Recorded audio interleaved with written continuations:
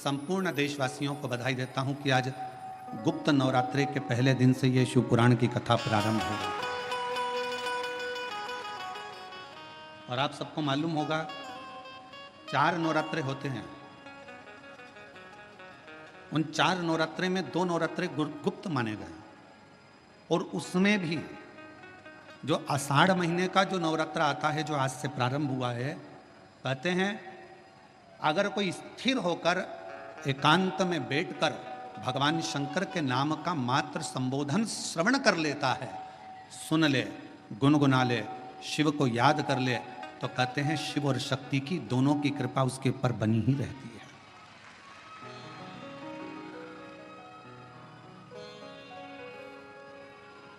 और आज वही नवरात्रे, गुप्त नवरात्रे से ये शिव कथा संचेती परिवार में प्रारंभ हुई। और उसमें परिवार को तो साधुता है, पर साथ में बेजापुर वालों के भी कोई 2 लोटे जल का कमाल है, ये पक्का है। हम जब कल विशाल जी के घर पहुंचे तो वहां पर माता जी कह रही थी, आज से 9 दिन तक का एक नियम ले लो गुप्त नवरात्रि में कि मुझे शिव जी के मंदिर में अशोक सुंदरी वाली जगह पर एक बेलपत्र माँ हेमवती माता के नाम से, कौन सी माता?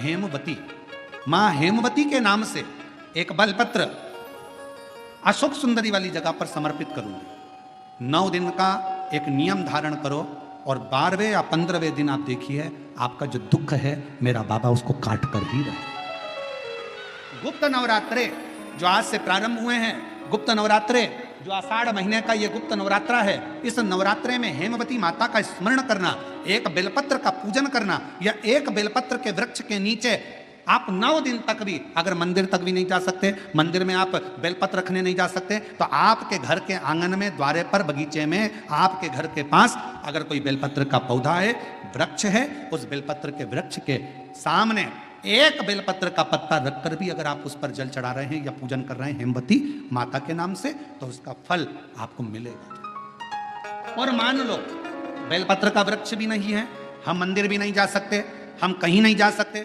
घर से बाहर कैसे निकलें?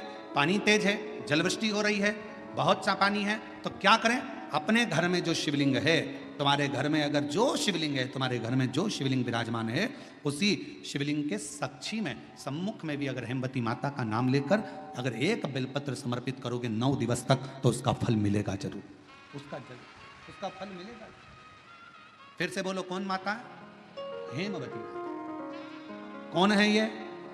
शिव महापुराण की कथा कथी है, जब माता पार्वती जी हिमालय राज के घर में प्रगटी और हिमालयों की कंदरा में बैठकर मां पार्वती जी तप साधना में लीन हुई, जितनी परीक्षा भगवान शंकर ले सकते थे शिव जी ने सारी परीक्षा ली। ब्रह्मदेव परीक्षा लेने आए, भगवान नारायण परीक्षा लेने आए, इंद्रदेव आए, सप्तऋषि आए, सारे साधु संतों को परीक्षा लेने भेजा, पर मां उन परीक्षाओं में पास होती चली गई। तब भगवान शंकर ने दर्शन देकर कहा, पार्वती आज से तुम्हारा नाम हेमवती रहेगा। सुनो पार्वती, तुम्हारे इस नाम की आराधना जो तुम्हारे गुप्त स्वरूप में करेगा, उसको मनवांचित फल की प्राप्ति हो जाएगी। और वो फल, आज कथा अगर प्रारंभ हुई है और आप लोगों को मौका मिला है, तो इस कथा का स्मरण अपने जीवन में जरूर करें। क्या पता भोलेनाथ जी ने बेजापुर वालों पर भारी कृपा करी है, बहुत बड़ी कृपा करी, जो नवरात्रि में कथा मिली और आप लोगों को ये कथा का चरित्र श्रवण करने को पहले दिन ही मिल गया। बीच में मिलते तो 2-3 दिन निकल गए होते।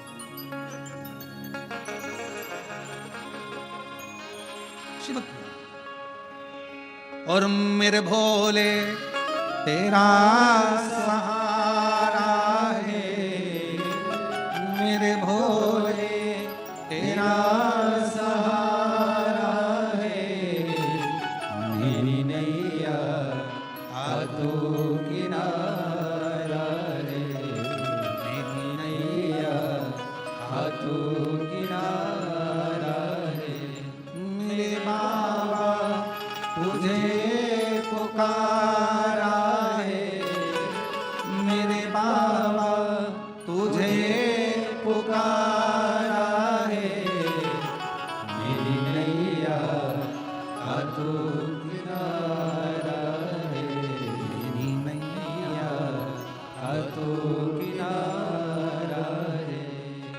शिव जी की कथा कर रहे।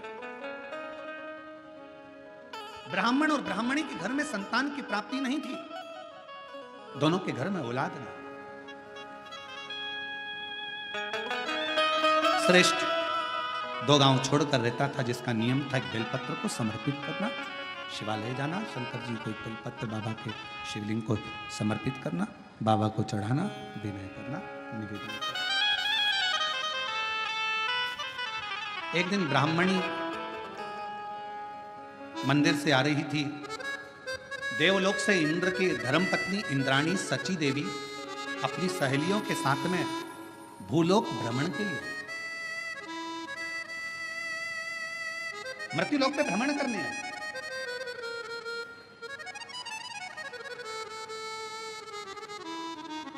ब्राह्मणी रो रही थी। इंद्राणी सची देवी ने, इंद्र की धर्मपत्नी सची देवी ने उसके पास जाकर पूछा, तुम्हारे रोने का कारण क्या है? कहा, मेरे घर में संतान का सुख नहीं,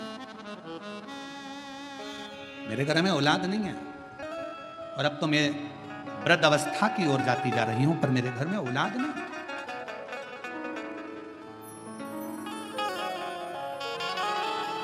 अब मैं किससे कहूं? इंद्राणी सची देवी ने कहा, तुम मुझे पहचानी नहीं हो, मैं इंद्र की धर्मपत्नी हूं सची, मैं इंद्र की धर्मपत्नी हूं इंद्राणी।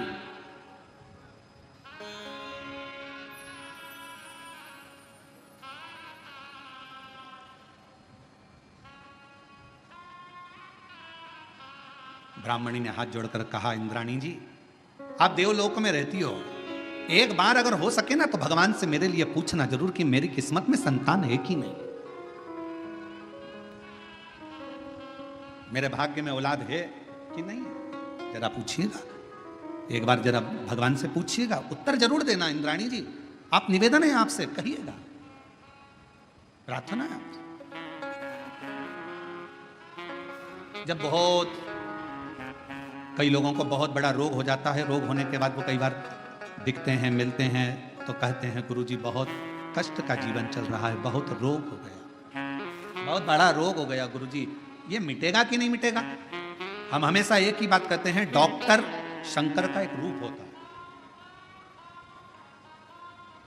जब भी अगर शरीर में तकलीफ आए, कष्ट आए, बीमारी आए, तो एक बार अपने डॉक्टर के पास जरूर जाओ, और डॉक्टर से जाकर कहो कि मेरे शरीर में रोग आ गया, बीमारी आ गई, वो तुम्हें जांच करने का बोले जांच कराओ, वो तुम्हें दवाइयां दे दवाइयां खाओ, वो तुम्हारी जांचें करवाए जांचें करवाओ, डॉक्टर को शिव मानकर उसका इलाज प्रारंभ करो। फिर किसी शंकर के मंदिर में जाकर 1 लोटा जल चढ़ाना प्रारंभ करो। डॉक्टर की दवा और शिव की दुआ तुम्हारे रोगों को समाप्त जरूर करेगी, निश्चित। अब कई लोग कहते थे, गुरुजी हम डॉक्टर के पास नहीं जाएंगे, हमको तो ठीक हो। ना ना ना, शिव महापुराण की कथा में शंकर भगवान खुद कहते हैं, जिस समय पर मां जगत जननी जगदम्बा अम्बा स्वयं दुर्गा भवानी ने देखा कि शंकर भगवान के कंठ में विष पहुंच रहा है, तब मां आद्य शक्ति दुर्गा भवानी जगत जननी जगदम्बा औषधि का पिटारा लेकर, स्वयं वेद बनकर, स्वयं डॉक्टर बनकर, औषधि का पिटारा लेकर, मेरी मां आद्य शक्ति जगदम्बा कात्यायनी, स्वयं मां कात्यायनी अपना औषधि का पिटारा लेकर, स्वयं मां जगत जननी डॉक्टर बनकर औषधि का पिटारा लेकर पहुंच गई। शिव जी को तो हलाहल विष था, अंदर उतरना था, पर पार्वती जी ने देखा, कात्यायनी ने देखा, मेरे पति अगर इस विष को नीचे उतार लेंगे तो पूरा ब्रह्मांड जल जाएगा, करूं क्या? मेरी मां आद्य शक्ति दुर्गा भवानी जगत जननी दुर्गा मां स्वयं मां देवी एक औषधि का पिटारा लेकर जाती हैं, शिव के कंठ पर उस औषधि को अपने हस्त को रख लेती हैं। दुनिया की दृष्टि में लगा कि औषधि को लगाया गया। शंभु शरण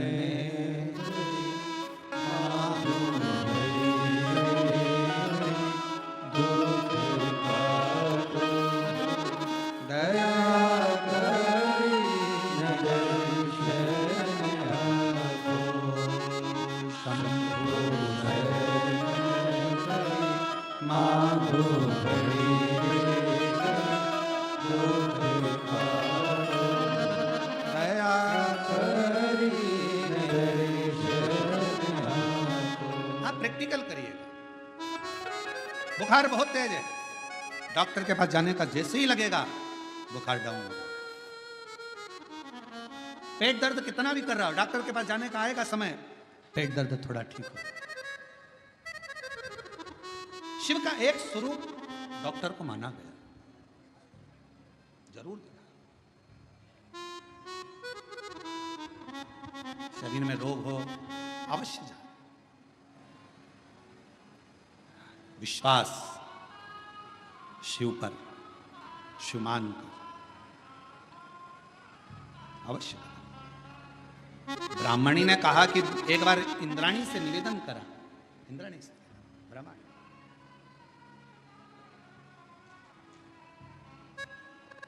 और निवेदन कर कर कहा कि मेरी किस्मत में संतान का सुख नहीं, मेरे जीवन में क्या मेरी औलाद नहीं होगी, क्या मुझे संतान नहीं होगी? आप पूछिएगा जाएं तो एक बार उस परमात्मा से विनय करिए।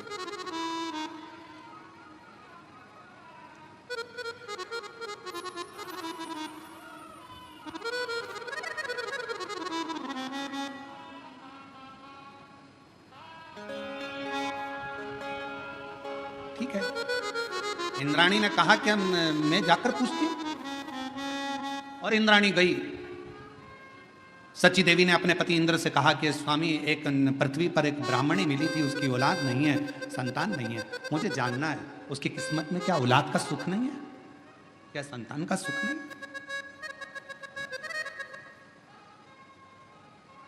चलो, इंद्र और सची देवी इंद्राणी भगवान विष्णु के पास पहुंचे। भगवान नारायण ने पूछा, इंद्रदेव आए हैं, क्या बात है? और सांच में पहली बार इंद्राणी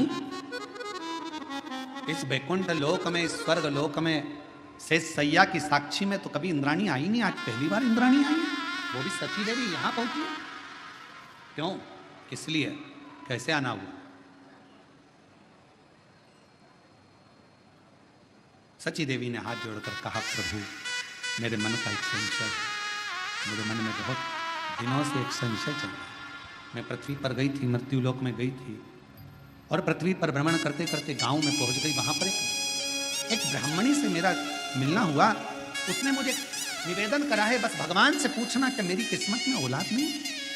भगवान विष्णु ने ब्रह्मा जी को बुलाया, भाग्य देवी को बुलाया, धर्मराज को बुलाया, पूछा बताओ इसके भाग्य में औलाद है कि नहीं। सबने लेखनी देखी, लेखनी देखकर कह दिया कि इसकी किस्मत में औलाद का सुख नहीं है, संतान का सुख नहीं है। इंद्राणी सची देवी की आंख में से जल बहने लगा। बड़ी आस लेकर तो उसने पूछा था। अब मैं उसको जवाब देने नहीं जाऊंगा, क्योंकि अगर मैं बोलने जाऊंगी कि तेरे घर में औलाद का सुख नहीं है, संतान का सुख नहीं है, तो मुझे पकड़ लेगी, चरण पड़े लेगी, तुम मुझे औलाद का सुख दीजिए, संतान दीजिए, मुझे वर दीजिए, कुछ भी करो, मेरे घर में संतान का सुख प्राप्त हो, उसके लिए कुछ कार्य करिए। मैं नीचे नहीं जाऊंगी। सच्ची देवी नहीं गई, नीचे गई नहीं, इंद्राणी गई नहीं। समय बीतते बीतते एक दिन वही श्रेष्ठ बालक जो शंकर भगवान का एक नियम लिया था, एक बेलपत्र समर्पित करने का, वो निकल कर जा रहा था। दूसरे गांव से बहुत तेज जलवृष्टि हो रही थी, और बहुत तेज जलवृष्टि में उसने सोचा, कहां रुकूं मैं, कहां? इतना तेज पानी गिर रहा है, जलवृष्टि हो रही है, जाऊं तो जाऊं कहां? उसी ब्राह्मणी के घर में वो एक बेलपत्र का नियम बनाने वाला वो श्रेष्ठ बालक उस ब्राह्मणी के घर में चले गया। आवाज लगाई, आवाज दी, महाशय बांधव बांधव, मैं गीला हो रहा हूं, बहुत तेज जलवृष्टि है, द्वार खोलिए, दरवाजा खोलिए। दरवाजा खोला गया, अंदर प्रवेश किया, मुझे प्यास लगी है, पानी पिलाया, भूख लगी, भोजन कर। ब्राह्मणी ने भाव से भोजन भी कराया, पानी भी पिलाया। समय निकला, जाने लगा। ब्राह्मणी की आंख में आंसू था। पूछा, मां आप रो रही हो, क्यों, किस लिए? मेरे घर में औलाद नहीं। अरे तो क्यों चिंता करना, क्यों चिंता करना, शिव है ना, शंकर का नाम जपना प्रारंभ करो, तुम्हारे घर में औलाद जरूर आएगी, ये पक्का है। मैं कहता हूं ना मां, तुम्हारे घर में औलाद जरूर आएगी, तुम क्यों चिंता करती हो। चले गया बालक, 4 महीना निकला, ब्राह्मणी का गर्भ ठहर गया, गर्भ ठहर, बच्चे ने जन्म ले लिया, नागाड़े बज रहे हैं, किलकारियां गूंज रही है, पूरा गांव सजाया गया है। ब्राह्मण के घर में इतने सालों के बाद औलाद हुई है, पूरा गांव सजाया गया, नगाड़े बजे, लड्डू बांटे गए, खूब धूम मची। इंद्राणी के कानों में शब्द गया, इंद्राणी पृथ्वी पर भ्रमण करने फिर आई। इंद्राणी भ्रमण करते करते जैसी पृथ्वी पर आई और आते से उसने देखा कि इसके यहाँ इतना नगाड़ा क्यों बज रहा है, तो कहा इसके घर में संतान हुई है, पुत्र हुआ है। संतान? हाँ। इंद्राणी बोलती हो ही नहीं सकता कि इसके घर में औलाद हो जाए। इंद्राणी गई वापिस इंद्रदेव के पास, महाराज महाराज। इंद्रदेव ने पूछा क्या हुआ। अपन भगवान विष्णु के यहाँ गए थे और भगवान विष्णु ने धर्मराज को बुलाया था, भाग्य देवी को बुलाया था, ब्रह्मा जी को बुलाया था और पूछा था क्या औलाद का सुख है। सबने मना करा था, एक बार वापस चलो। फिर वापस गए, भगवान नारायण के पास में जाकर इंद्राणी ने कहा प्रभु आपने तो कहा था कि उस ब्राह्मण के घर में औलाद का सुख नहीं है, संतान का सुख नहीं है। भाग्य देवी ने देखकर कहा था कि औलाद नहीं होगी, धर्मराज ने कहा था इसके घर में औलाद नहीं होगी, ब्रह्मा जी ने लेखनी देखकर कहा था इसके घर में औलाद नहीं होगी, फिर ये औलाद का सुख कहां से आ गया। तब भगवान नारायण ने कहा ब्रह्मणी ऐ सची देवी, जो देवता भी लेख को नहीं पलट सकते, वो शंकर का एक भक्त उस लेख को पलट सकता है। जो लेख देवता भी नहीं पलट सकते, देवता का काम है भाग्य लिखना, शिव जी का काम है भाग्य को पलट देना।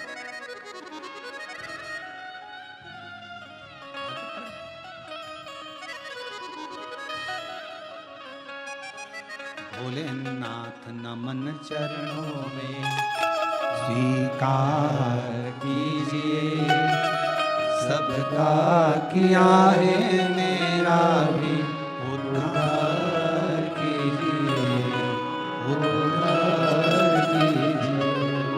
हे त्रिपुंडधारी, हे त्रिशूलधारी, हे त्रिपुंडधारी, त्रिशूलधारी, चरणों में तेरे बाबा जी पावन है चारों धाम, तेरी देव करते वंदना, पूजे सीताराम।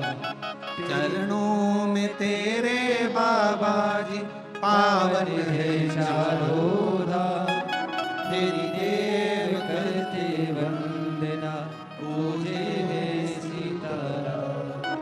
हो जाए पूरी कामना, हो जाए पूरी कामना, उपकार कीजिए, सबका किया है मेरा भी उद्धार कीजिए, उद्धार कीजिए। हे त्रिपुंडधारी, हे त्रिशूलधारी, हे त्रिपुंडधारी, हे त्रिशूलधारी, चरणों में भोले बाबा। हे मेरे शिव, हे मेरे आप करुणा करने वाले। भगवान विष्णु ने कहा सची, भाग्य देवता ने लिखा इसके किस्मत में संतान नहीं, ब्रह्मा जी ने लेखनी में लिखा इसके घर औलाद नहीं।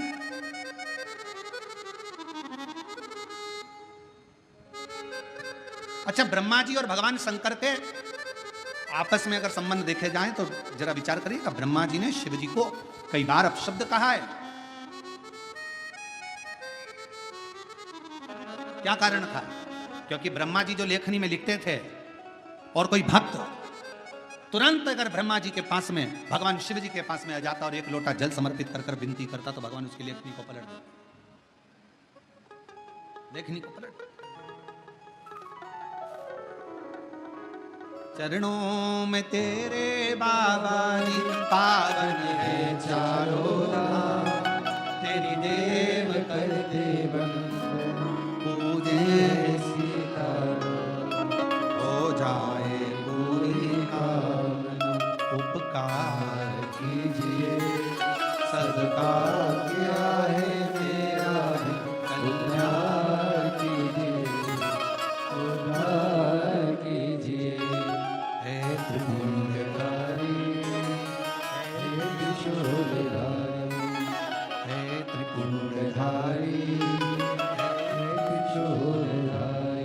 रुचि देवी, इनकी किस्मत में औलाद नहीं थी, संतान नहीं थी, पर एक शिव भक्त जिसने एक बेलपत्र चढ़ाने का नियम अपनी जिंदगी में धारण करा था, वो शिव भक्त श्रेष्ठ नाम का बालक इनके घर में पहुंच गया।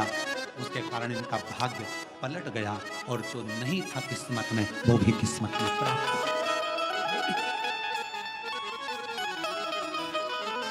कितना सुंदर। फिर कहेंगे, तुम अगर शंकर जी के मंदिर में एक लोटा जल चढ़ाने जा रहे हो, शिव जी के मंदिर में जा रहे हो एक लोटा जल चढ़ाने के लिए, निवेदन है शिव मंदिर और तुम्हारे घर के बीच में तुम्हारी कितनी भी बेस्ट फ्रेंड रहती हो, सगे रिश्तेदार रहते हो, पर निवेदन है जल चढ़ाने के पहले और जल चढ़ाने के बाद घर से जाओ, सीधे जल चढ़ाया, जल चढ़ा के सीधे अपने घर आए। ना बेस्ट फ्रेंड ना कोई रिश्तेदार, हमारे दो ही रिश्ते,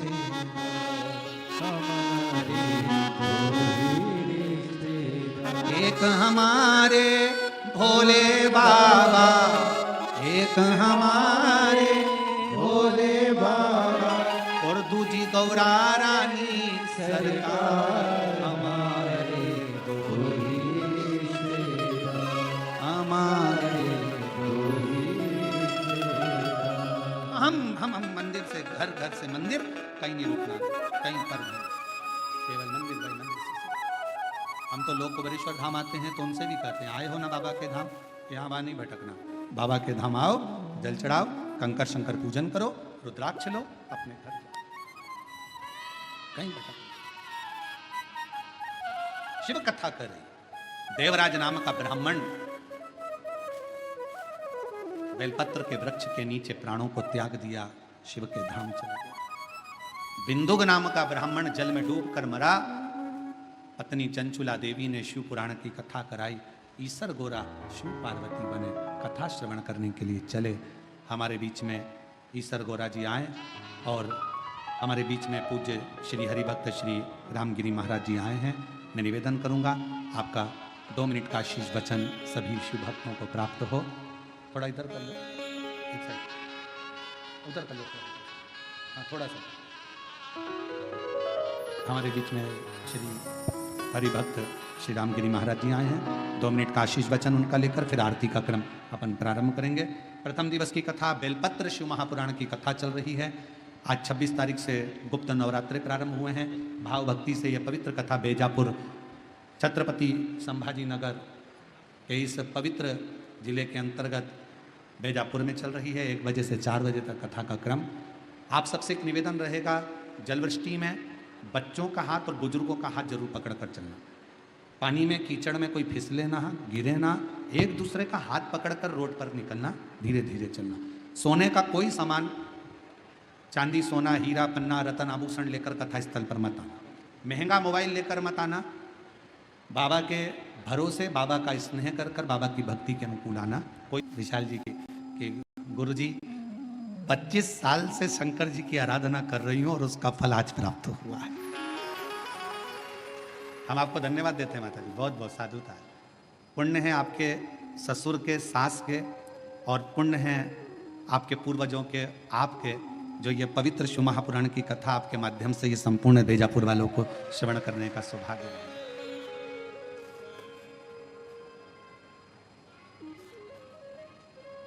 और वो भी इस पवित्र नवरात्रि के अवसर पर। एक बेलपत्र के वृक्ष की महत्वता शिव महापुराण के प्रारंभ ही बता देता है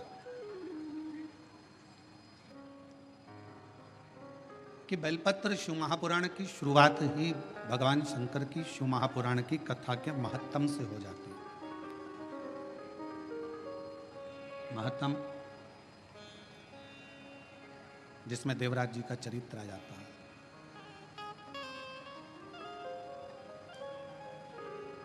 और वो देवराज जिसने जीवन भर कोई अच्छा कार्य नहीं किया,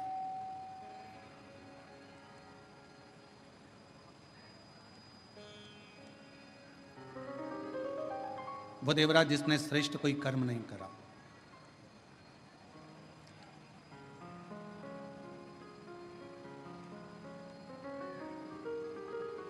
वो देवराज जो ब्राह्मण कुल में जन्म तो ले लिया पर ब्राह्मण कर्म से वंचित रहा।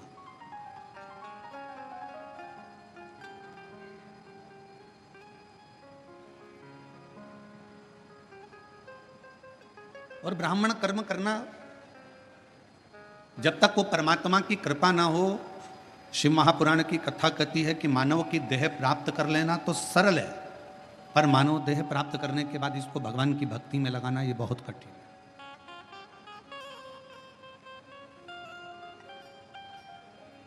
देह मिल जाएगी बहुत सरलता में। आपने कोई पूजन अधिक करी है, पाठ अधिक करा है, मंत्र जाप करा है, भोजन कराया, भूखे को प्यासे को पानी पिलाया, किसी की शिक्षा की व्यवस्था, किसी की चिकित्सा की व्यवस्था जो तुमने करी, तो उससे हो सकता है कि तुम्हारे जीवन में थोड़ा पुनः फिर वापस मानव का शरीर मिल जाए, मनुष्य की देह मिल जाए, मना नहीं।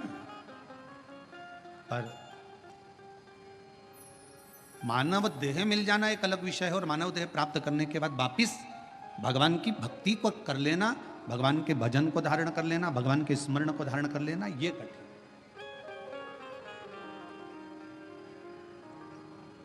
बेजापुर की मेरी जीजियों, बेजापुर के मेरे जीजाओं, मेरी बेटियों, बेटाओं, मेरी माताओं, मेरे भाई, पिता तुल्य पूर्वजों के रूप में स्वयं पिता तुल्य विराजमान सभी बुजुर्ग भाई बहन से भी निवेदन करूंगा कि अगर मनुष्य देह मिली है, मानव का शरीर मिली, आप 24 घंटे भगवान का भजन ना कर सकते हो मत करो। कोई जरूरी नहीं है कि आप 24 घंटे भगवान का नाम लेंगे।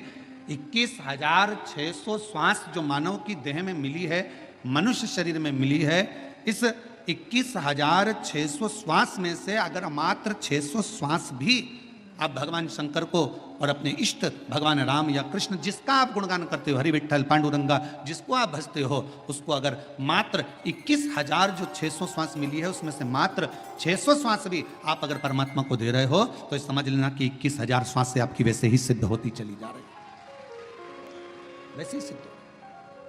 आप जितना जितना भगवान की भक्ति में, जितना जितना भगवान के भजन में, जितना जितना भगवान के नाम में, जितना जितना भगवान के स्मरण में इस जिह्वा को, इस शरीर को, इस मन को लगाएं।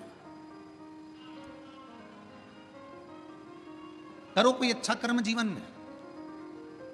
और फिर निवेदन है कि मत बुरे कर्म कर बंदे वरना पछताएगा, भगवान की आगों से तू बच नहीं पाएगा, तू बच नहीं पाएगा। अरे ओ अज्ञानी मत कर नादानी, अरे ओ अज्ञानी मत कर नादानी, तेरे कर्म का फल भी तू ही पाएगा, जैसा किया तूने तेरे आगे आएगा। मत बुरे कर्म कर बंदे वरना पछताएगा, भगवान की आंखों से तू बच नहीं पाएगा, तू बच नहीं पाएगा। अरे ओ अज्ञानी मत कर नादानी। रहो परिवार में, कुटुंब में, नातों में, रिश्तों में। कोई तुमसे कह दे कि तुम अपना घर छोड़ दो तो कह देना सीवर वाले महाराज ने मना करा, मैं अपना घर नहीं छोड़ सकती। कोई तुमसे कह दे कि तीर्थ में जाकर बैठ जाओ तो मना कर देना, हमारे बस की बात नहीं है तीर्थ में बैठना। कोई तुमसे कहे किसी नदी के तट पर जाकर बैठ जाओ, सन्यासी बन जाओ, संत बन जाओ, साधु बन जाओ, तपस्वी बन जाओ, साधक बन जाओ, उपासक बन जाओ, मना कर देना, हमारे बस का कुछ भी नहीं है। शिव महापुराण की कथा तो कहती है शंकर का एक तत्व अपने भीतर धारण करो। शिवजी अपनी अर्धांगिनी धर्मपत्नी के साथ रहते हैं, शिवजी अपने बच्चों के साथ रहते हैं। 33 कोटि देवताओं में केवल एक देवाधिदेव महादेव ऐसे हैं जो अपने पूरी विथ फैमिली पुजाते हैं। विद फैमिली, पूरा परिवार। भगवान शंकर किसी देवता का परिवार पूरा पूछते हुए बता दो। 33 कोटि देवताओं में केवल एक शंकर भगवान हैं जिनकी धर्म पत्नी को भी पूजा जाता है, जिनके पुत्र श्री गणेश जी को भी पूजा जाता है, जिनके पुत्र श्री कार्तिकेय बाबा को भी पूजा जाता है, जिनकी बहुएं रिद्धि सिद्धि भी पूजा जाती है, जिनकी बेटी अशोक सुंदरी भी पूजा जाती है, जिनकी कन्याएं जया, विषहरा, सामरीबारी, दौतली देव भी पूजा जाती है, जिनके पोते शुभ और लाभ पूजा जाते हैं, जिनके परपोते अमोद और प्रमोद पूजा जाते हैं। जरा विचार करिएगा कि 33 कोटि देवताओं में केवल एक देव है, देवादिदेव महादेव, जो अपनी फैमिली के साथ फुल एंजॉय में, आनंद में जिंदगी जीने का तरीका सिखाते हैं। केवल शिव। और आज का व्यक्ति बाहर एंजॉय करने का तरीका ढूंढता है। मैं दोस्तों के साथ जाऊंगा, वहां घूमने जाऊंगा, वहां ऐसा करने जाऊंगा, वहां मुझे खुशी मिलेगी। पत्नी को छोड़ दो घर में, पत्नी रह गई घर में, चलेगा दोस्तों के साथ एंजॉय करने के लिए, और मालूम पड़े कि वहां करा क्या, थोड़ा सा नशे का पान करा, कमरे में पड़े रहे और शुद्धि चली गई। दोस्तों ने विचार करा, पैसा लाया था खत्म हो गया, होटल वालों ने कहा चलो समाप्त हुआ पैसा, तुम भी बाहर निकलो, चलो यहाँ से, और निकाल दिया। अगर एंजॉय करना है, मेरे शिव जी कहते हैं अपनी अर्धांगिनी पार्वती के साथ शंकर भगवान विराजमान है, अपने बच्चों के साथ शिव जी विराजमान है, अपने परिवार के साथ शंकर भगवान विराजमान है। शिव जी कहना चाहते हैं कि अपनों के साथ में रहकर जो खुशी का आनंद है वो आनंद दुनिया में कहीं नहीं मिल सकता है, अपनों की श्रेष्ठता में।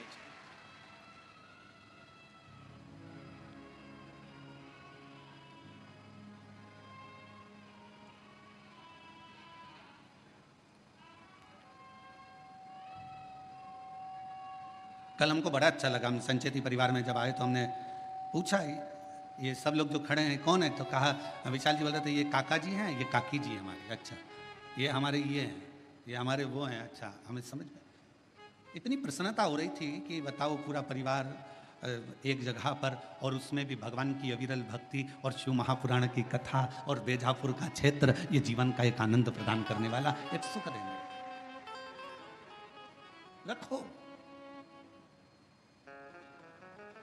और शंकर जी के परिवार में एक चीज और है, थोड़ा सावधानी रखिएगा, सबको निभा के चलना है। जगत जननी दुर्गा भवानी बैठती है काय पर, जम के बोलो शेर पर, शंकर भगवान बैठते हैं नंदी पर, शिव जी के गले में सर्प, गणेश जी चूहे पर, कार्तिकेय जी अरे बोलते तो जाओ मोर पर। हमें भी तो मालूम पड़े बेजापुर में सबकी आवाज तो ठीक है, अगर जीजियों की आवाज डाउन होगी तो दिक्कत हमको होगी हो, तो थोड़ा सा दमदारी से बोलो है। कार्तिकेय जी काय पर बैठते हैं मोर पर। अब भाई आवाज इतनी जोरदार आवाज में बोला करो, घर जाके नजर भी उतरवा लिया करो है? सब बैठे, शिव जी नंदी पर है, मां जगत जननी दुर्गा भवानी शेर पर है। शेर नंदी को नहीं छोड़े अगर समय मिल जाए तो, सर्प चूहे को नहीं छोड़े, मोर सर्प को नहीं छोड़े, सब दुश्मन। पर घर में एक बुजुर्ग, घर में एक बड़ा ऐसा होता है, उस बुजुर्ग के उस बड़े के होने का सबसे बड़ा फल यह होता है कि शेर नंदी को नहीं, सर्प चूहे को नहीं, मोर सर्प को नहीं खा सकता, क्योंकि वहां बुजुर्ग का कंट्रोल, घर के बड़े का एक संयम इतना प्रबल होता है कि एक दूसरे को कोई नुकसान नहीं पहुंचा सकता, कोई नुकसान नहीं। हम नुकसान कब भोगते हैं? शिव महापुराण की कथा में बीड़ में एक बात कही थी, जब अपने घर के लोगों की बात, अपने माता पिता की बात, अपने घर के बुजुर्गों की बात जब आपको बुरी लगने लगे और बाहर के लोगों की बात आपको अच्छी लगने लगे, तो समझ लेना कि तुम्हारे विनाश का समय आ गया, ये निश्चित है। घर के लोगों की बात, माँ ने कुछ कहा तुम्हें बुरा लग गया, पिताजी ने कुछ कहा तुम्हें बुरा लग गया, काका जी कुछ बोले तुम्हें बुरा लग गया, ताऊ कुछ बोले तुम्हें बुरा लग गया। घर के लोगों की बात जब तुम्हें बुरी लगने लगे और बाहर के दोस्त बोल रहे हैं, सहेली बोल रही है, बेस्ट फ्रेंड बोल रही है, तो तुम्हें अच्छा लग रहा है, समझ लेना कि तुम्हारा विनाश का समय निश्चित आ गया है। शिव पुराण कहती है कि जब जब मेरे भोलेनाथ, जब जब मेरे शंकर, जब जब मेरे करुणा सागर, जब जब मेरे शिव, जब जब मेरे भगवान भोलेनाथ अपने बच्चों को भटकता हुआ देखते थे, तब तब मेरे शिव कुछ ना कुछ कहने के लिए आतुर हो जाते थे। शिव की आतुरता रहती, शंकर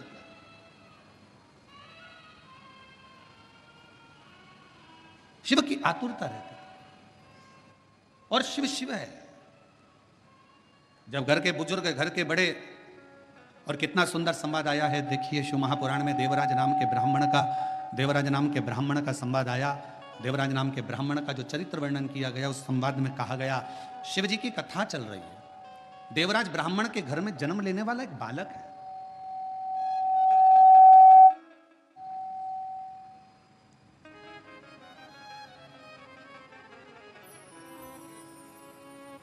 सभा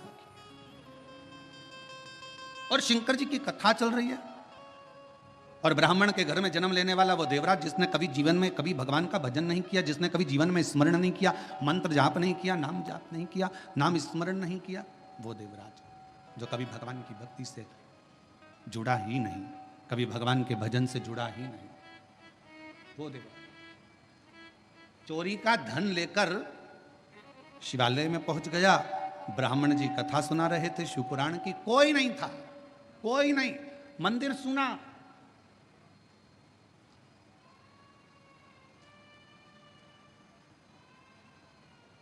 शिव महापुराण का सबसे बड़ा श्रोता कौन है?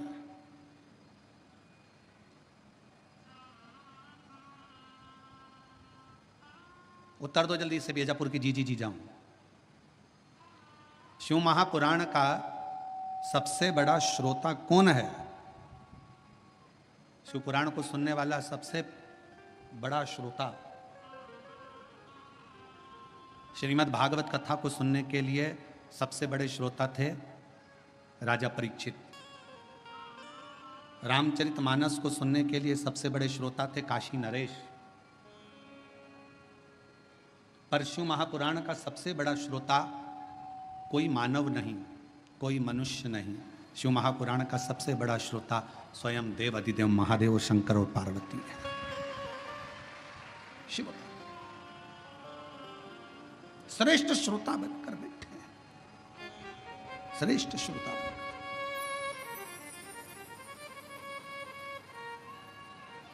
और चित्त भगवान शिव का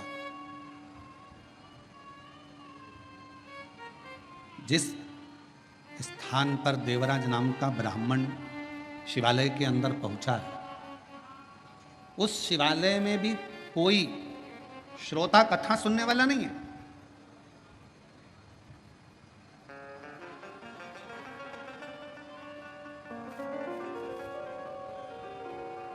और यदि आप लोगों ने कोरोना महामारी में अगर इस शिव पुराण की कथा को ऑनलाइन सुना होगा टीवी पर, तो आपने उस समय पर भी देखा होगा, उस समय पर भी श्रवण करा होगा कि कोरोना महामारी के समय पर केवल शिव महापुराण की कथा चल रही थी और पूरा प्रांगण पूरा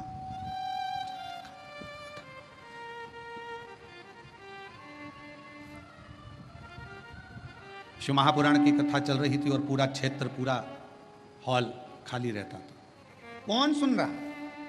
देवराज नाम का ब्राह्मण भगवान शंकर के मंदिर में चोरी का धन लेकर पहुंचा। शरीर में ताप हो रहा है, शरीर में कष्ट हो रहा है, तपन हो रही है, बुखार आ रहा है, शरीर तप रहा है। ये शिव महापुराण का महत्तम कर रहा है और चोरी का धन उसके पास में। और उस चोरी के धन में सबसे मूल था रानी के गले का हार, जिसको मंगवाने वाला कोई दूसरा नहीं था।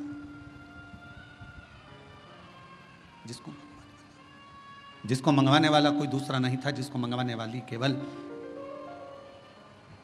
देवराज ब्राह्मण जिस एक पर स्त्री के संग में लग गया था, उस पर स्त्री ने उस देवराज से कह दिया था कि मुझे रानी के गले में जो हार पड़ा हुआ है वो हार मुझे ला कर दे।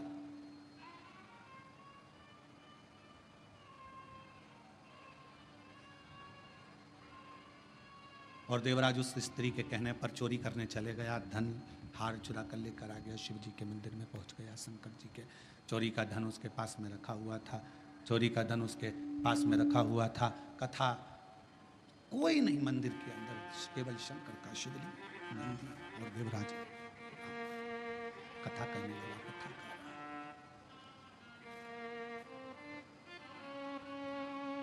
कथा करने वाला कथा कर रहा है। केवल एक ब्राह्मण बैठा है, कथा बाच रहा है, मंदिर में कोई भी नहीं। यहां तक शिव महापुराण की कथा कर रही है, जिस मंदिर में शिव पुराण की कथा देवराज चोरी का धन लेकर, जिस शंभु चोरी का धन लेकर देवराज जिस मंदिर में पहुंचा था, वहां पर जहां पर एक ब्राह्मण कथा कर रहा था, वहां पुजारी तक नहीं था। वहां पर कोई पुजारी नहीं, कोई पुजारी है ही। केवल शंकर भगवान का शिवलिंग है, नंदी है और देवराज चोरी का धन लेकर बैठा हुआ है। एक ब्राह्मण शिव महापुराण कथा का वाचन कर रहा है, कोई श्रोता में नहीं। और भगवान शंकर ने मां पार्वती जी को यह कहा है, पार्वती सुनो, जहां पर शिव महापुराण की कथा होती है, श्रवण करने के लिए जो पुरुष और स्त्री, बेटा और बेटी, नर नारी, गंधर्व, अप्सरा, देवता शिव महापुराण की कथा को अगर श्रवण करने के लिए जाते हैं तो वहां केवल मनुष्य संसार का मानव ही नहीं रहता, वहां पर स्वयं शिव कहते हैं कि मैं और शक्ति दोनों उस कथा को श्रवण करने के लिए उस मनुष्य के रूप में पहुंच गए। उस कथा को श्रवण करने के लिए मनुष्य के रूप में पहुंच जाते हैं, मनुष्य के रूप, मानव के। अब जितने भी श्रोता भाई बहन इस कथा को श्रवण करने के लिए आए हैं, जितने भी श्रोता भाई बहन इस कथा को सुनने के लिए आए हैं, कथा श्रवण करने के लिए बैठे हैं, तो आप सबसे निवेदन है, आप कोई साधारण व्यक्ति नहीं है, आप कोई साधारण नहीं है। आप मेरे शिव का एक अंश स्वरूप हो, शिव का एक प्रतिबिंब स्वरूप हो। और शिवोहम शिव महापुराण की कथा जो इससे पहले निकुंभ छत्तीसगढ़ में करी, उसमें बताया था शिवोहम का मतलब ही यही है कि शिव आपके अंदर है, केवल आपका भजन, आपका कीर्तन, आपका मंत्र जाप, आपका स्मरण, आपका नाम जाप शंकर को भीतर से प्रकट कर ले, भीतर से प्रकट कर। और महाराज हर पल हर घड़ी शिव तुम्हारे साथ, हर पल। तेरे सिर पर भोलेनाथ फिकर फिर क्या करना, तेरे सिर पर भोलेनाथ फिकर फिर क्या करना, क्या करना फिर क्या करना, क्या करना फिर क्या करना, तेरे सिर पर भोलेनाथ फिकर फिर क्या करना, तेरे सिर पर भोलेनाथ फिकर फिर क्या करना, सिर पर भोलेनाथ फिकर फिर क्या करना, तेरे सिर पर भोलेनाथ फिकर फिर क्या करना, क्या करना फिर क्या करना, क्या करना फिर क्या करना, क्या करना फिर क्या करना, क्या करना फिर क्या करना, तेरे सिर पर भोलेनाथ फिकर फिर क्या करना, तेरे सिर पर भोलेनाथ फिकर फिर क्या करना, तेरे सिर पर भोलेनाथ फिकर फिर क्या करना। दोनों हाथों से ताली से बजते हुए पर भोलेनाथ फिकर फिर क्या करना।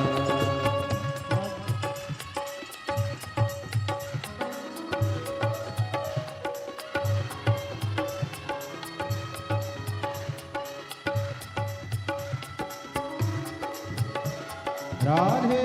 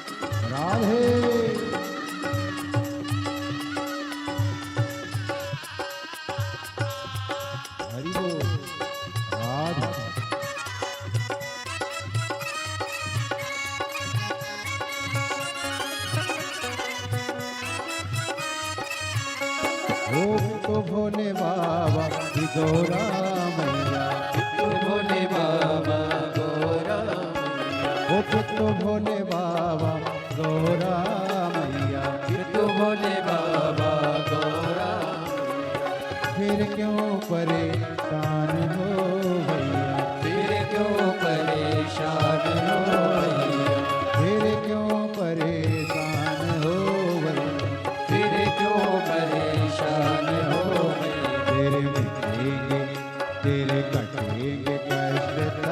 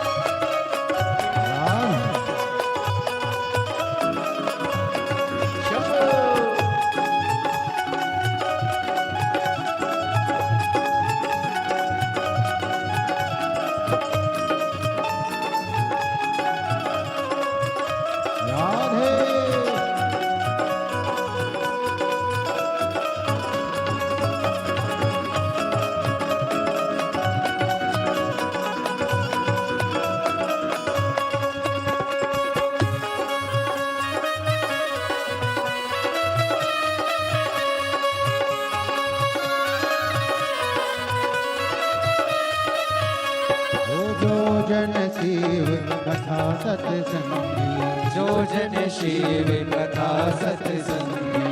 कथा सेव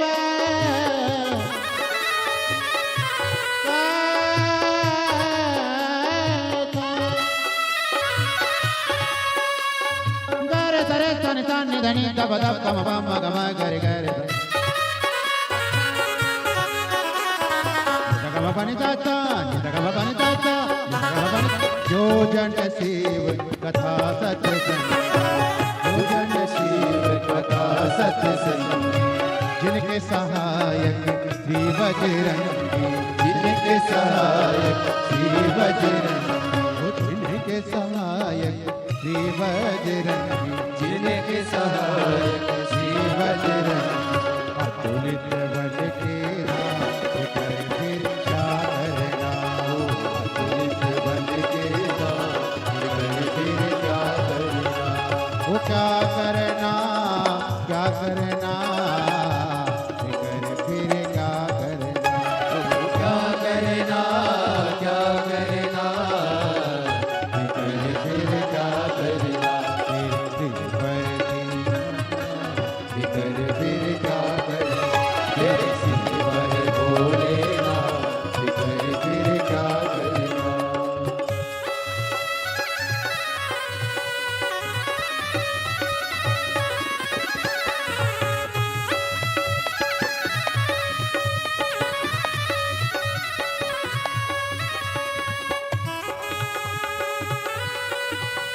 राधे राधे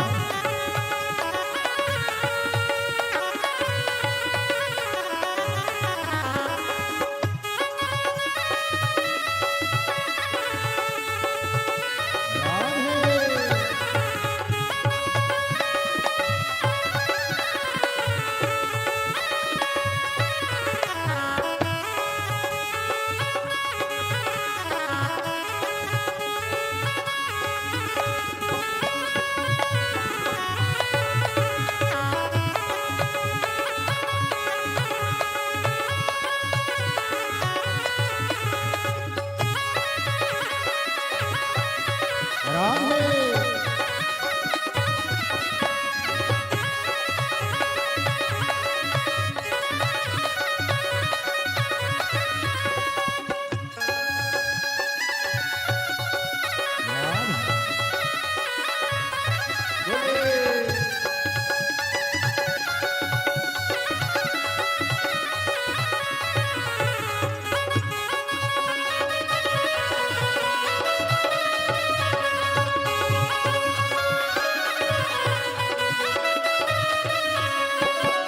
अब गुरुदेव नया भरोसा, अब गुरुदेव ना भरो, गुरुदेव गुरुदेव आए भरो, अब गुरुदेव न आह भरोसा, अब गुरुदेव ना भरो, अब गुरुदेव न आह भरोसा, अब गुरुदेव ना भरो।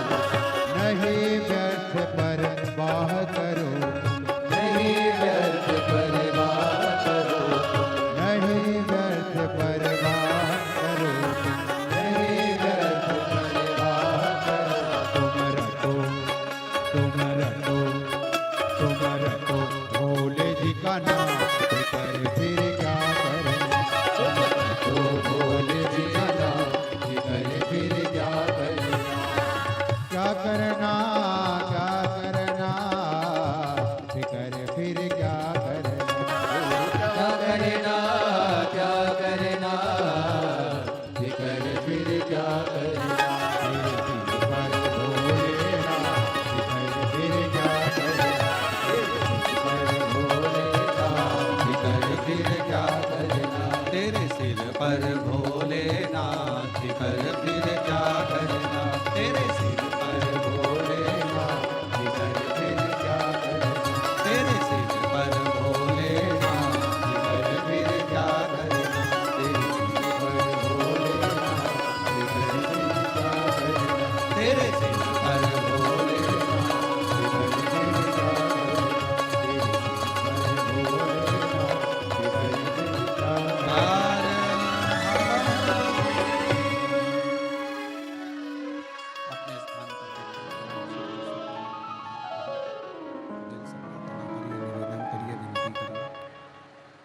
जहाँ जगह मिले वहाँ बैठकर भगवान शंकर से अपने मन का भाव कहो, हृदय से प्रार्थना करो, विनय करो, निवेदन करो।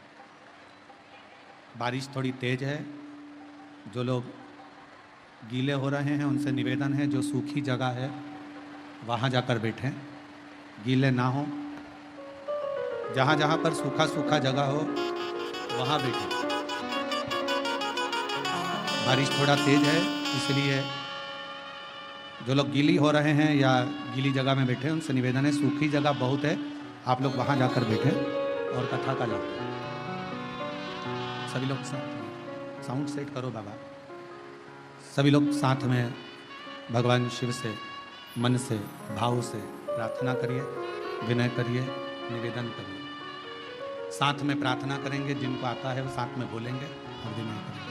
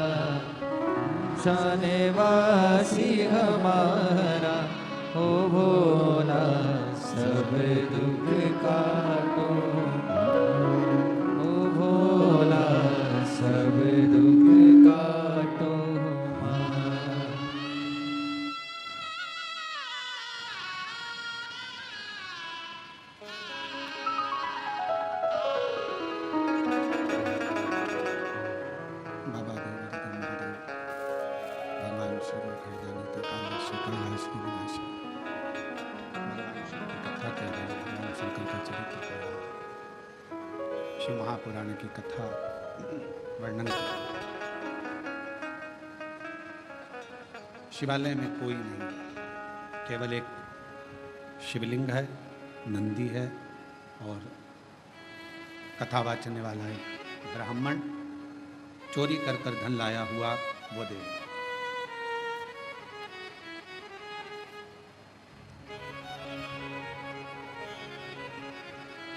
कई लोगों का एक प्रश्न रहता है, गुरुजी हम अकेले मंदिर जाते हैं, मेरे घर का मैं अकेला शिवालय जाता हूँ, पूजन करता हूँ, आराधना करता हूँ, अर्चना करता हूँ, शिव भक्ति करता हूँ, शिव आराधना करता हूँ, शिव पूजन करता हूँ,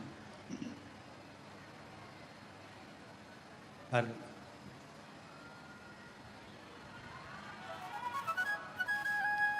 शिव महापुराण की कथा कहती है कि शंकर का जो भक्त है, शिव की जो आराधना करने वाला है, शंकर की जो स्तुति करने वाला है, वो जीवन में कभी अकेला नहीं रहता। माँ के गर्भ में बच्चा आता है, गर्भ में जब बच्चा आता है उस समय से शिव उसकी धड़कन के रूप में उसके अंदर विराजमान हो जाता है।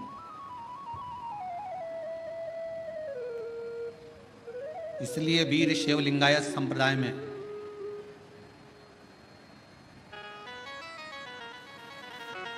वीर शैव लिंगायत संप्रदाय के अंदर यह बात कही जाती है कि गर्भाधान, गर्भ में जब बच्चा रहे उस समय से लेकर व्यक्ति के जब प्राण छूटते हैं तब तक शिव शिव उसके अंदर विराजमान रहता है, शिव तत्व उसके अंदर विराजमान रहता है। शिव उसके अंदर विराजमान। इसलिए कई लोग कहते हैं कहां से आया कहां जाएगा, तो शिव महापुराण की कथा कहती है कि शिव के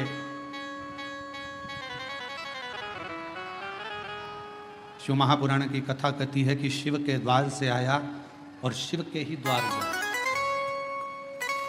पर कब?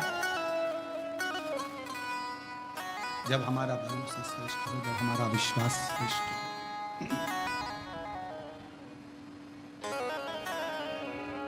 जब तक हमारा भरोसा हमारा विश्वास श्रेष्ठ नहीं होता तब तक शिव का मिलना बड़ा मुश्किल। एक पत्र अच्छा है, देखिए।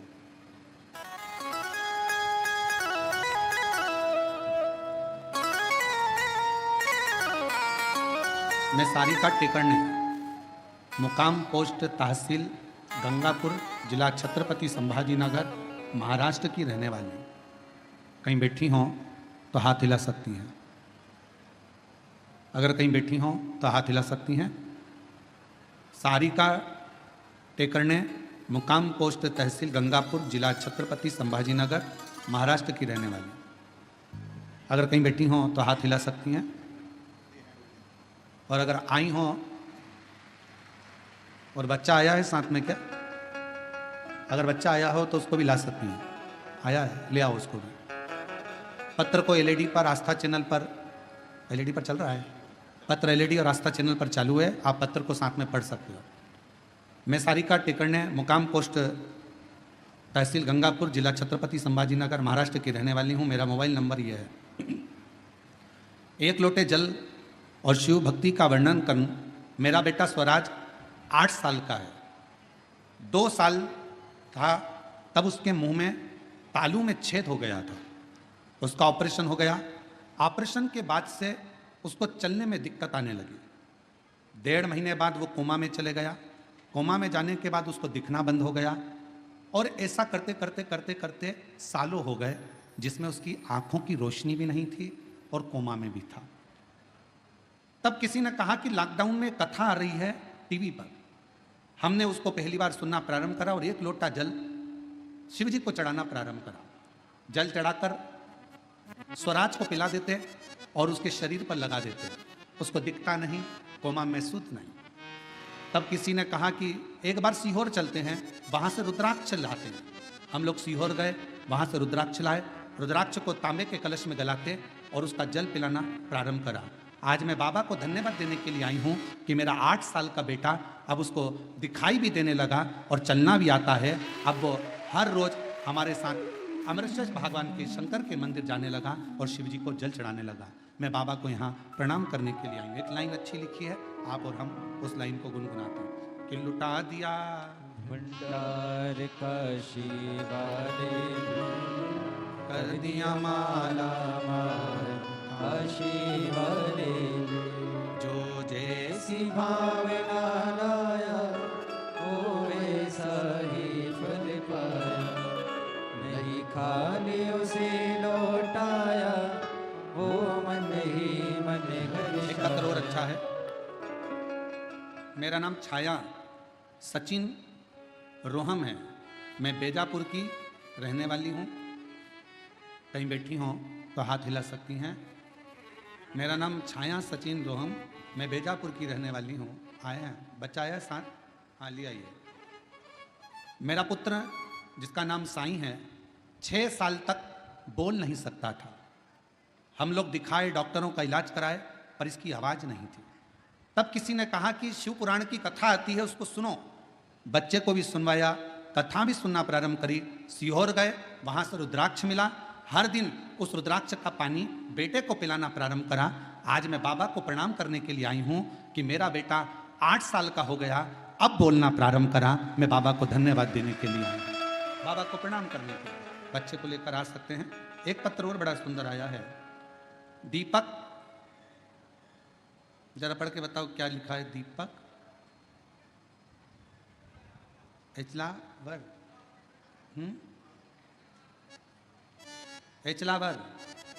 एचलावर, ग्राम उमरी, जिला यवतमाल, महाराष्ट्र से हूं। कहीं बैठे हों तो हाथ हिला सकते हैं, आप ही हैं। आ जाइए, जल लेकर, बेलपत्र लेकर जाइए। कुछ समय पहले सालों से एक बीमारी हो गई जिसमें मेरे शरीर पूरा सफ़ेद होने लगा। जगह जगह पर सफ़ेद सफ़ेद दाग हो गए और मेरा पूरा शरीर सफ़ेद हो गया। हम लोग बड़े परेशान हुए, डॉक्टरों की इलाज करवाया, तब भी वो सफ़ेद चर्म रोग ठीक नहीं हुआ। आखिरी में दुख होने लगा। तब मैं सीहोर गया, वहाँ से रुद्राक्ष लाया। आपके बताए अनुसार विधि पूर्वक रुद्राक्ष को जल में गलाता और पूरे शरीर में लगा लेता। बाबा का गाय के दूध वाला प्रयोग करा, शिव जी को बेलपत्र चढ़ाई और ऑनलाइन शिव महापुराण की कथा को श्रवण करा। आज मेरा शरीर सफ़ेद रोग से मुक्त हो गया, पूरा की पूरा शरीर मेरा अच्छा हो गया। मैं बाबा को यहाँ प्रणाम करने के लिए आया हूँ, बाबा को नमन करने के लिए। और तेरी कृपा का क्या है भरोसा, अब किस पर भरोसा, जरा सी हम पर कर दो, जरा सी हम पर कर दो। तेरी कृपा का क्या है भरोसा, कब किस पर हो जाए, जरा सी हम पर कर दो, जरा सी हम पर कर दो। जिस पर भी होगी तेरी करुणा कृपा भगवान। ओम नमः शिवाय।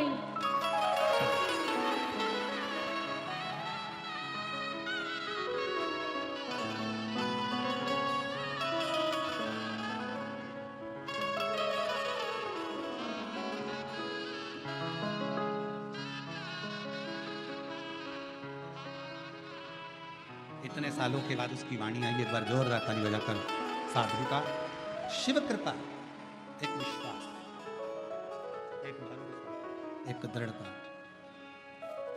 और जिस पर भी हो गई तेरी कृपा करुणा हो, भव पार हुआ, भव पार हुआ। पापी हो चाहे जितना, उसका भी बाबा उद्धार हुआ, उद्धार हुआ। गिद्ध अजामिल गणिका जैसे तेरे मन को भर, जरा सी हम पर कर दो, ओ जरा सी हम पर कर दो। तेरी कृपा का क्या है भरोसा, कब किस पर हो जाए, जरा सी हम पर कर दो, ओ जरा सी हम पर कर दो। कैसी कृपा? शिव को करुणा करना थी, इसलिए देवराज ब्राह्मण को चोरी का सामान लेकर भी शिवालय तक बुला लिया।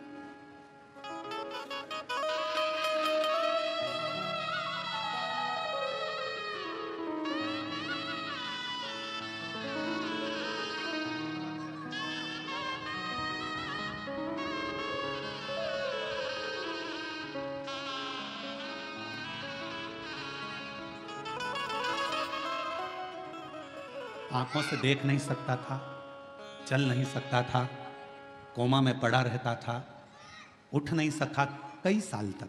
आज बाबा की कृपा से चल भी रहा है, देख भी रहा है और बोल भी रहा है। एक बार जोरदार ताली बजाकर।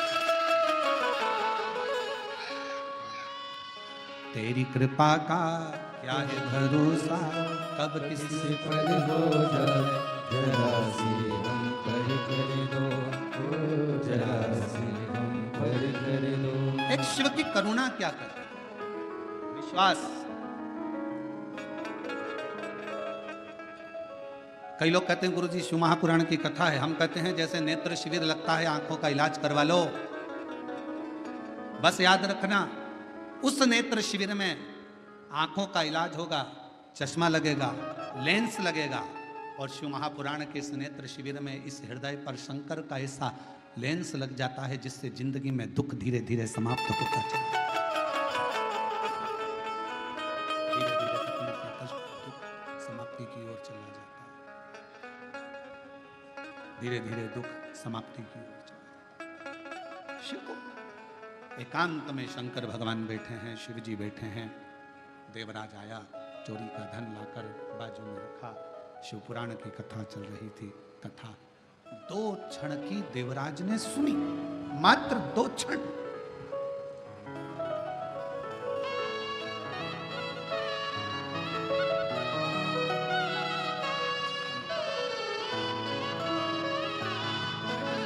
भाई का पूरा शरीर पर सफेद सफेद दाग हो गया था, पूरा चमड़ी का रोग पूरे शरीर पर हो गया था।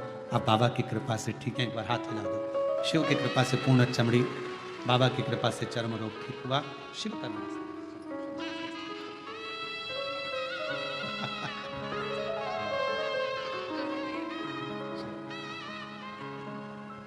शिव कृपा। कथा में मन नहीं लगा देवराज का, चित्त नहीं लगा, सुन नहीं पाया, मन नहीं लगा पाया, क्योंकि शरीर में ताप था, शरीर में बीमारी थी। जब कथा में मन नहीं लगा, देवराज का चित्त नहीं लगा, हृदय नहीं लगा, कथा को छोड़कर देवराज नामक का ब्राह्मण अपना चोरी का धन लेकर बाहर निकल गया, मंदिर से बाहर।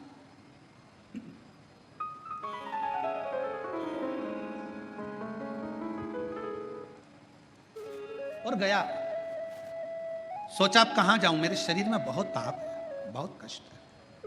और फिर निवेदन है आप सबसे, शिव महापुराण कथा के माध्यम से, भगवान शंकर की कथा के माध्यम से फिर निवेदन।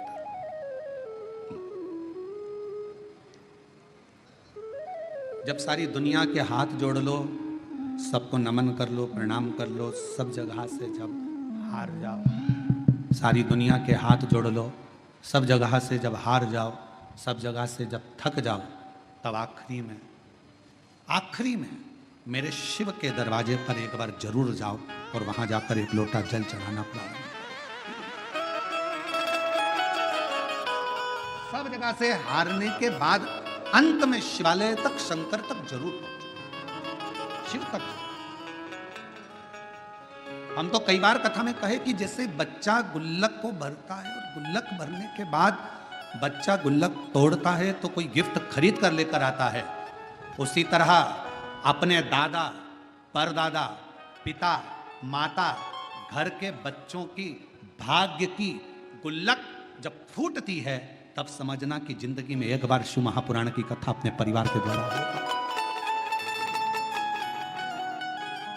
अपने पूर्वजों ने जो पुण्य का वृत करा होता है गुल्लक में, दादा परदादा ने, अपने सास ससुर ने, अपने माता पिता ने, अपने पूर्वजों ने जो पुण्य की गुल्लक भरी होती है, वो गुल्लक जब फूटती है तब जाकर अपने परिवार में, अपने गांव में, अपने नगर में, अपने शहर में एक शिव महापुराण की कथा श्रवण करने का सौभाग्य प्राप्त हो पाता है।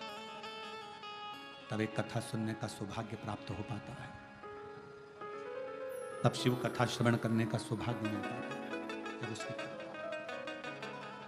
पुण्य की गुल्लक भराए तो समझो कि भगवान की करुणा, भगवान की उदारता, भगवान की कृपा। अब करे तो क्या, देवराज चोरी का धन लेकर बेलपत्र के वृक्ष के नीचे बैठ गए। कथा की शुरुआत में बेलपत्र के वृक्ष की महत्वता का वर्णन क्यों करा, किस लिए करा? हम कल्प वृक्ष नहीं देख सकते, हम कल्प वृक्ष की करना, उसकी विचार भी नहीं कर सकते।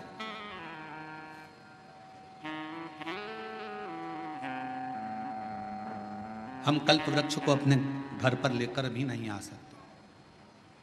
पर शिव पुराण की कथा कहती है, भगवान शंकर का चरित्र कहता, शिव तत्व कहता कि यदि एक बेलपत्र का वृक्ष हम अपने घर में लगा लेते हैं बगीचे में लगा लेते हैं, या किसी भी स्थान पर यदि हमने जिंदगी में एक बेलपत्र का वृक्ष लगा लिया तो ये मानकर चलना कि तुमने कल्प वृक्ष की कामना कर कर उस वृक्ष को लगाया, अपने जीवन में कुछ अच्छा फल प्राप्त कर, कुछ अच्छा प्राप्ति के। कितना महत्व है एक बेलपत्र का महत्व। एक शिव महापुराण का एक बड़ा सुंदर प्राचीन संवाद है कि एक बालक एक गांव में रहता था जिसका नाम था श्रेष्ठ। जन्म हुआ, मां चली गई, थोड़ा बड़ा हुआ, पिता चला गया। ग्रामीण क्षेत्र में रहने वाला, उसको मालूम नहीं, गांव के लोगों ने उसका पालन पोषण करा, श्रेष्ठ श्रेष्ठ श्रेष्ठ श्रेष्ठ सब उसको पुकारते थे। बच्चा छोटी सी अवस्था से ही गांव के लोगों को शिवालय में सेवा करता हुआ देखता, शंकर की आराधना करता हुआ देखता, तो उसका मन भी शिवमय हो गया। हमारे घर के जो संस्कार होते हैं वो हमारे सामने प्रकट होते हैं।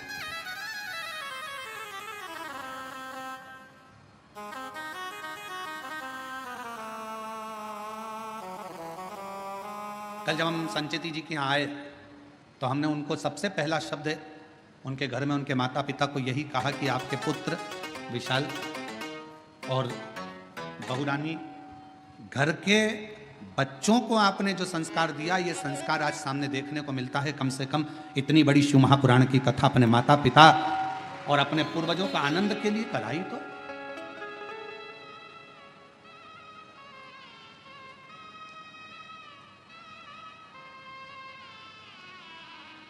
नहीं तो आज के जमाने में बच्चे और शिवपुराण कराना, श्रीमद् भागवत कराना सरल है, रामायण कराना सरल है, पर शिवपुराण की कथा कराना सरल है। चारों तरफ से इतना इतना प्रेशर रहता है, हर तरह का।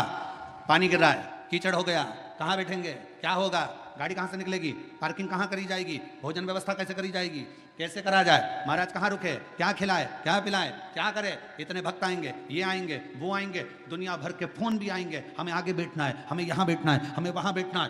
पूरी चिंता चिंता चिंता चिंता चिंता। आप विशाल जी से पूछना, वो तो विशाल जी का हाथ शंकर जी ने पकड़ रखा है, इसलिए उनकी चिंता थोड़ी भोलेनाथ ले रखे हैं, पर उनसे पूछिएगा जरा कि महाराज कथा करवाना कितना कितना कठिन, जरा पूछिएगा, बहुत कठिन। जब तक कथा शिवपुराण की चालू ना हो तब तक थोड़ा थोड़ा थोड़ा थोड़ा थोड़ा थोड़ा, और जैसे ही शिवपुराण के पहले दिन की कथा हो जाए तो सबसे ज्यादा फ्री तो यजमान हो जाता है, कहने लगे महाराज कथा चालू हो गई, अब क्या सोचो, अब तो शंकर जी जाने, भोलेनाथ शिव जी जाने।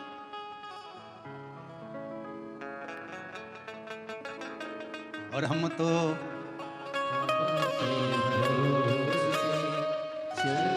दीनानाथ, तुम लोग चुप रहो जरा, इनका भी तो सुने, बेजापुर वालों के आवाज कैसी है, हमको भी तो सुनने मिला है। तुम बोलो, तुम बोलो। हम तो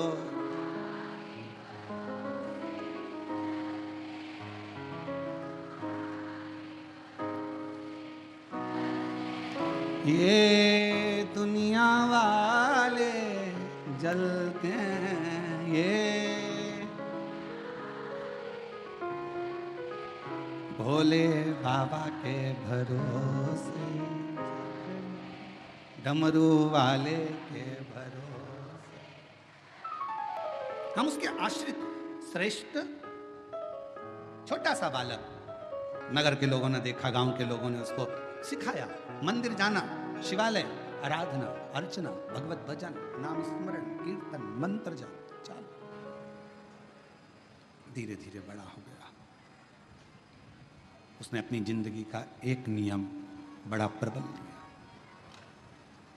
और अपने जीवन का वो सबसे प्रबल नियम श्रेष्ठ ने लिया, प्रतिदिन शंकर जी के मंदिर में एक बेलपत्र समर्पित कर, एक बेलपत्र शिवलिंग पर चढ़ाना। और होना चाहिए, जिंदगी का एक नियम आपके जीवन में होना चाहिए। हम तो आप लोगों से भी कहेंगे कोई बड़ा नियम नहीं ले सकते, तो एक नियम अपने जीवन में ले लो कि मैं सुबह उठते से ही सबसे पहले अपने मुख से श्री शिवाय नमस्तुभ्यं बोलूं।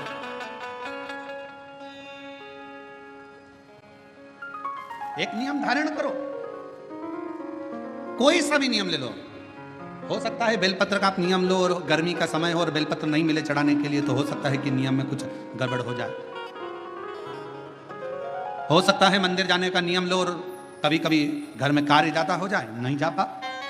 पर जो अपन से संभल जाए वो नियम अपनी जिंदगी में एक लेना चाहिए। एक नियम अपनी जिंदगी में लो कि मैं ये नियम ले रही हूं कि मैं अपने जीवन में प्रतिदिन अगर सुबह ना ले पाई तो दिन में ना ले पाई तो शाम को ना ले पाई तो रात में एक बार मुख से श्री शिवाय नमस्तुभ्यम जरूर कहो। मैं पंचाक्षर मंत्र नमः शिवाय जरूर बोलूं। मैं षडाक्षर ओम नमः शिवाय का जाप जरूर करूं।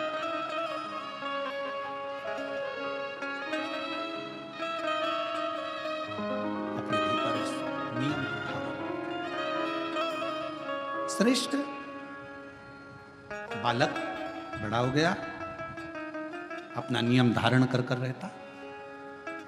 जिस गांव में श्रेष्ठ बालक रहता था उसी गांव के नजदीक में 2 गांव छोड़कर एक ब्राह्मण और एक ब्राह्मणी का परिवार रहता था।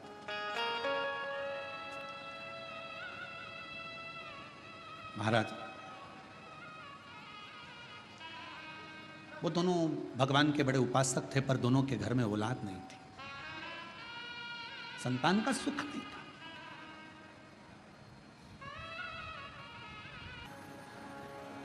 33 कोटि देवताओं में केवल एक देवाधिदेव महादेव। शिव महापुराण की कथा कहती है दुनिया का सबसे बेकार दिन उस दिन माना जाता है जिस दिन आपके चेहरे पर मुस्कुराहट ना हो और आपके मुख पर भगवान का नाम ना हो।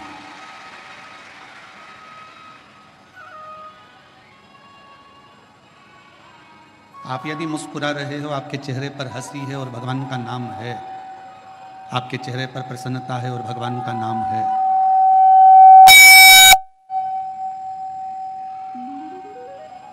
आपके चेहरे पर प्रसन्नता है और आपके मुख पर भगवान शिव का नाम है, हरि विठ्ठल, पांडुरंगा, श्री विठ्ठल, रुक्माई, संत ज्ञानेश्वर, संत तुकाराम जी महाराज, संत नामदेव जी महाराज, या किसी भी रूप में भगवान का कोई भी नाम यदि आपके मुख पर है और आपके चेहरे पर यदि कितना भी टेंशन हो, कितनी भी चिंता हो, कितना भी चिंता, कितना भी टेंशन हो और उसके बाद भी तुम्हारा चेहरे पर अगर स्माइल है, मुस्कुराहट है, तो समझ लेना कि आज आप सबसे ज्यादा शिव के करीब में। क्योंकि दिन ही बेकार वो माना गया है जिस दिन तुम्हारे चेहरे पर कोई मुस्कुराहट ना हो, कोई हंसी ना हो।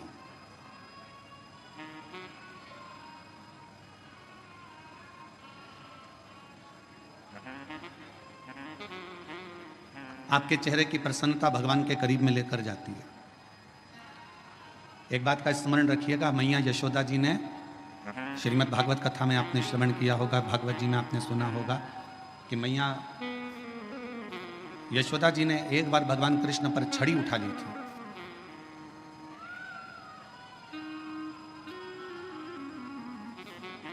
तब भगवान कृष्ण मैया यशोदा जी के पास में नहीं आए।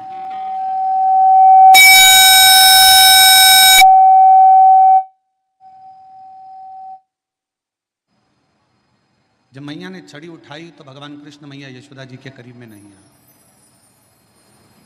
मैया यशोदा जी के पास नहीं आए।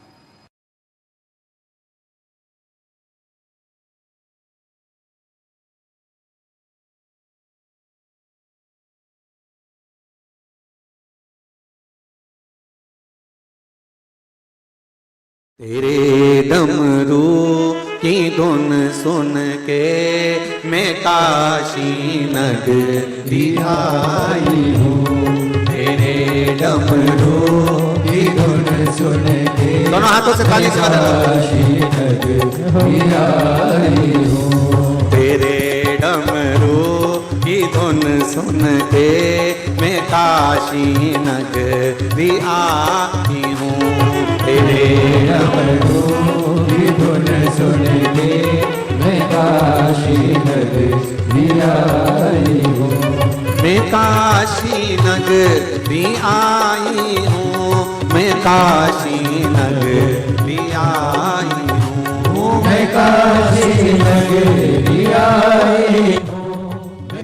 बेटी विदाई के बाद अगर बेटी भी मायके आए और रोती रोती आए तो बाप को भी चिंता लगती है, बाप को चिंता व्यापती है, पिता को टेंशन रहता है।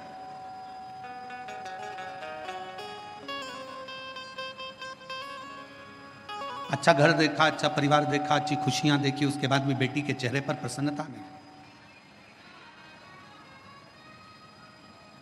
तो शिव के पास में जाओ, भगवान शंकर के करीब में जाओ, शिव जी के नजदीक में जाओ, देवादिदेव महादेव के पास में जाओ, तो चेहरे पर थोड़ी सी प्रसन्नता।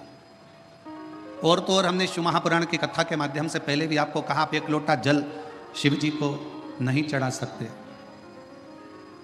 आप भगवान शंकर को अगर एक लोटा जल नहीं चढ़ा सकते, आप भगवान शंकर को बेलपत्र नहीं चढ़ा सकते, आप भगवान शंकर को अगर एक पुष्प भी समर्पित नहीं कर सकते, शंकर के मंदिर में भी नहीं जा सकते, शिव के मंदिर में भी अगर प्रवेश नहीं कर सकते, शंकर के मंदिर में भी, भगवान शिव के द्वार पर मंदिर में भी अगर नहीं जा सकते, तो पहले भी कथा में कहा, फिर कह रहे हैं बेजापुर की इस पवित्र भूमि पर कि शिव के मंदिर भी ना जा सको तो शंकर के मंदिर के सामने से जब निकलो तो थोड़ा सा मुस्कुरा कर निकल जाना, तो भी शिव करुणा कर देते हैं, शिव कृपा कर। थोड़ा सा मुस्कुरा कर निकले, थोड़ा सा मुस्कुरा कर निकलोगे तो भी भगवान शिव करुणा कर देते हैं, कृपा कर देते हैं, दया कर देते हैं।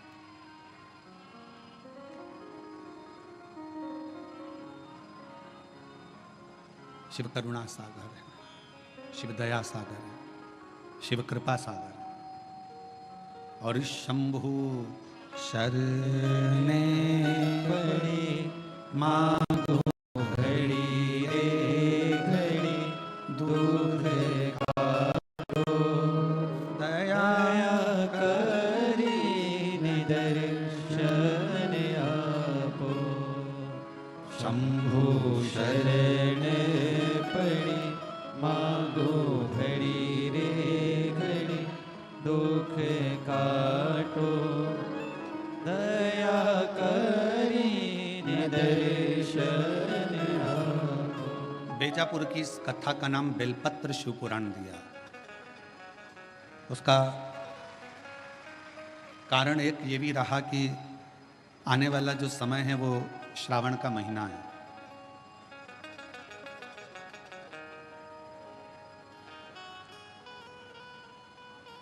आने वाला जो समय है वो श्रावण का महीना है, और श्रावण के महीने में जब आप और हम प्रवेश करें तो आपको और हमको ये मालूम होना चाहिए कि बेलपत्र की महत्वता क्या है।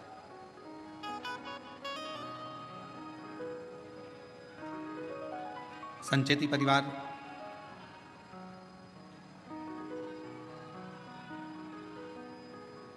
आज जो ये पवित्र शिव महापुराण की कथा को प्रारंभ करा है,